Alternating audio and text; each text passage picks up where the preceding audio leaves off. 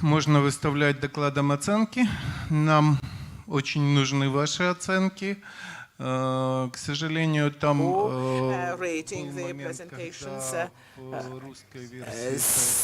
So there was a moment when in the Russian version of the ENOG site it was not possible to rate, so you can push the button, but nothing happened. So actually, if you pushed the button and you think that you have given your rating, this is not the case. Therefore, would you please kindly revert to the Russian version, because now everything is operating fairly well, and we very much hope that you will be giving your ratings. Fine. So we now proceed to my second presentation, and it is about the types of attacks that I have already described, and I will only present the main ideas. Therefore, so actually we monitor better routes within internet, but we will not be speaking once again as to how internet works. So let us skip these slides. But in reality, what is really important that within internet different operators filter out better routes, because initially internet was the open network where everyone trusted everyone, but situation today has changed. There are errors of configuration. There is so actually intended behavior, and we need to filter that out. What is a better route? This is determined by the community, and you can look at them in BCP, or we can also look at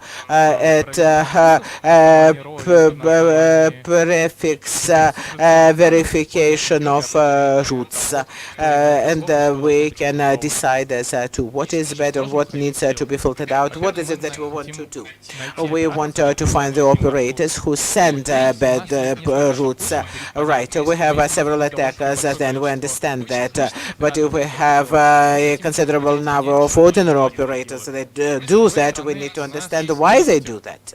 On the other hand, there are major operators, large-scale operators, who say, yes, we will be filtering, we filter, so we have the prefix filters, we also check ISPAS, and if we find in our data that there is a route that goes through them, and at the same time this route is bad, then it turns out that they do not do filtering, and this means that what they stated is not true.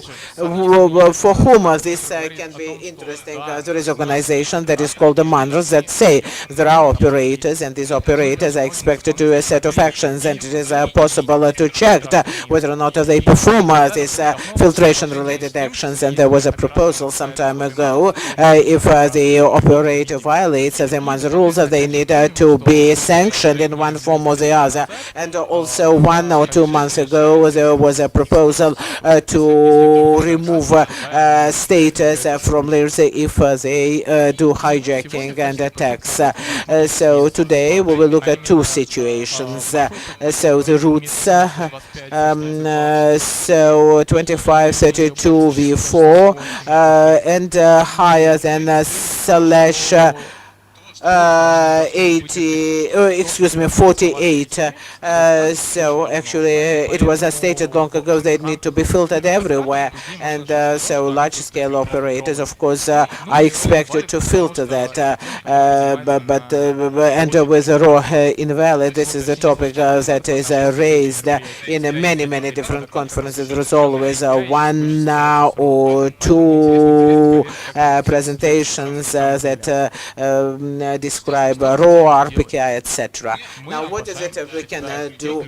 We love counting people who violate something, and again, even within the framework of these ENOG meetings, there were graphs with the remaining number of IP addresses, large-scale operators who do something very good or very poorly, and so on and so forth. Therefore, we can ask ourselves the question, why is it not possible for us to do all that? that. The more so that we have seen several graphs that show that this number of prefixes violate the ROA policy, or for instance these operators violate prefix origin validation. And let us count that, and which will be the most reasonable approach. If we want to detect all operators who fail to do that, there is one method. We need to take an open source. We need to take from there all sources, and if there is a poor, there is a bad route, and if there is access to IS path, then based on this path one can come to certain conclusions. If there is a bad route, then the first autonomous think in this route is announced, and this means that this operator is bad and he needs to be responsible. But then it would in fact mean that no filtration is carried out, and we can follow these reports, but because we have certain analytics, we can project certain results in advance. So what invalid only started to be filtered out, therefore they will be widely spread, and we looked at specifics or invalid rows, and there you can find /25, /20c, and the number of prefixes from one and the same operator can be considerable. Therefore this does not make any sense.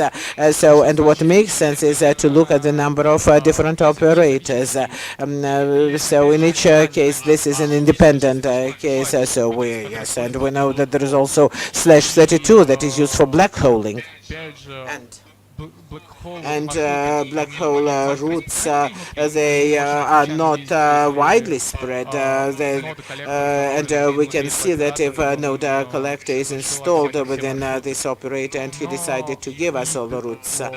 But this technology is fairly widespread, and in effect statistics, if we put everything together, therefore it is necessary to look at that as a separate case.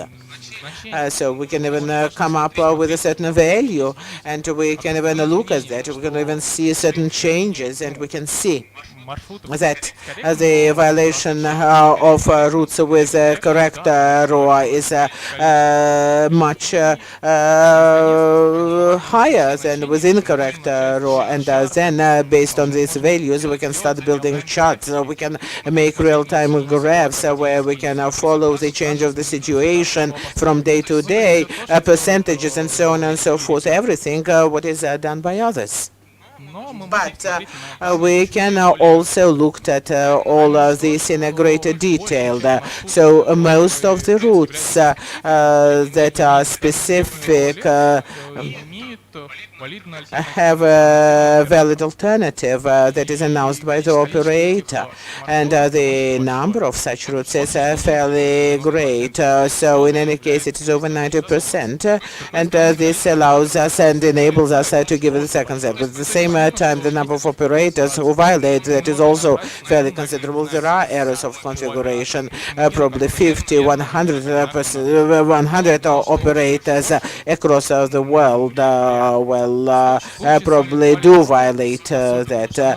But invalid row is a different case. You create a row object, and you do not sign /32. So you limit yourself from the very outset with regard to what you can announce. But at the same time you announce a bad route, and then you send a good alternative in any case. And there are several hundreds of such operators. The situation is very strange, and then we recall that our analysis is based on routes, because routes is the only thing that is accessible for us, and the routes can be changed. changed, can be modified. And in my previous presentation, I spoke as to how they can be changed by transit operator in order to get a higher revenue. At the same time, there is traffic engineering, and if these routes leak, and if the whole world sees them, then these cases will not be different from deliberate hijacks. So, and let us recall how can we detect such a situation. The attack, so if this prefix is not intended to be globally routed, so we'll have attackers in all its airspaces. And the problem is that if we only look at this critical point, and if we blame the attacker who has critical weight for many operators, then we can come across a valid case, and I decided to show such a case in this presentation.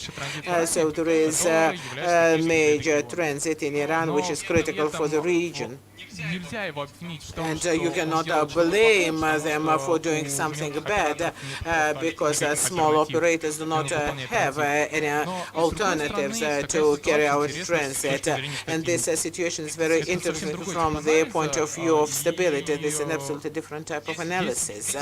And we need to conduct, and we do conduct such analysis.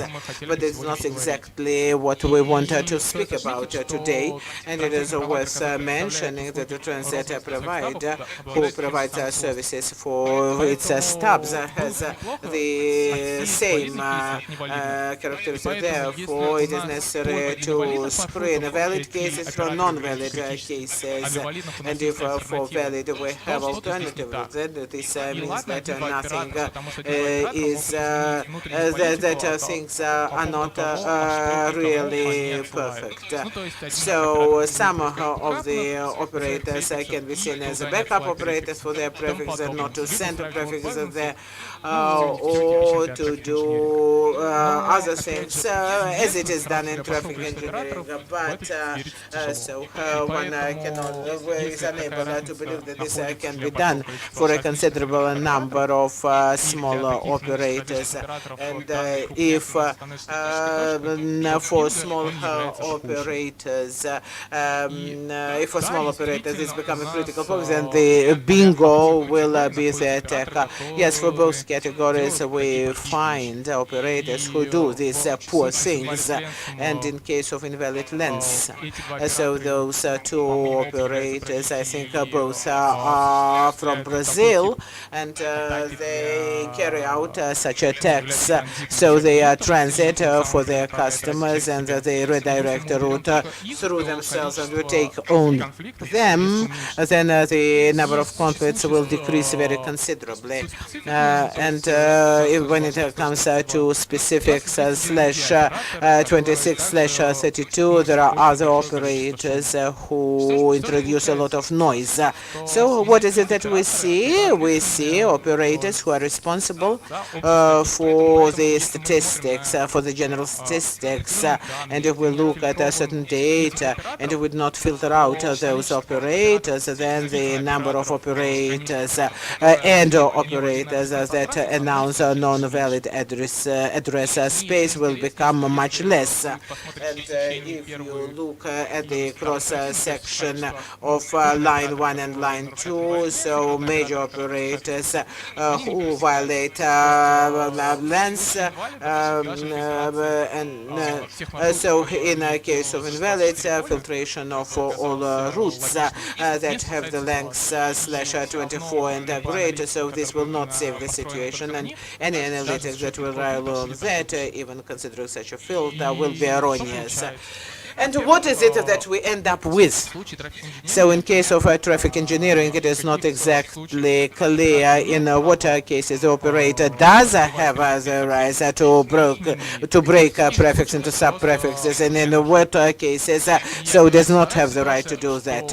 And the second situation, only this approach is not sufficient in order to filter out all bad route cases, because they can be very easily bypassed. I mean, methodology can be bypassed in a very simple and easy way. And also there can be a situation where there are several attackers that send one and the same prefix, or else you may have valid prefix or non-valid prefix. You can find such situation and you can filter them out, but they introduce a lot of noise into the data, but it is very difficult to do that.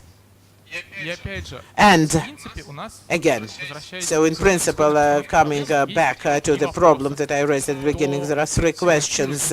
Who is it who announces what should not be announced? Who is who fails to do filtering? Who is the guilty party? And there is an approach that provides answers to all these questions. This is the BGP session with all these operators. Why does it help? Because within a valid IS path, you can go through all autonomous things that you had, but of course no one can do that in reality. At least we are not able to do that, but if we do it correctly, the approach to monitoring such situations will change. Well, in a nutshell, what is it that we learned today? Any analytics that will be based on routes is not complete. It is really incomplete because the route can be wrong. We have already seen the cases when actually this is the case, and the problem is that it is much more difficult to filter them out than to find them, to design them, and to create them. And even if we know the method of the approach to filtration, it is a method of filtration. It is possible to bypass the filter.